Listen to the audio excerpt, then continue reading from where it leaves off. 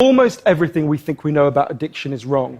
You get a rat and you put it in a cage, and you give it 2 water bottles. One is just water, and the other is water laced with either heroin or cocaine. If you do that, the rat will almost always prefer the drugged water and almost always kill itself quite quickly. In the 70s, Professor Alexander comes along and he looks at this experiment and he noticed something. He said, we're putting the rat in an empty cage. It's got nothing to do except use these drugs. Let's try something a bit different. So Professor Alexander built a cage that he called Rat Park.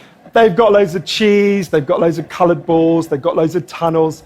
Crucially, they've got loads of friends. But here's the fascinating thing. In Rat Park, they don't like the drugged water. You go from almost 100% overdose when they're isolated to 0% overdose when they have happy and connected lives. What if addiction isn't about your chemical hooks? What if addiction is about your cage?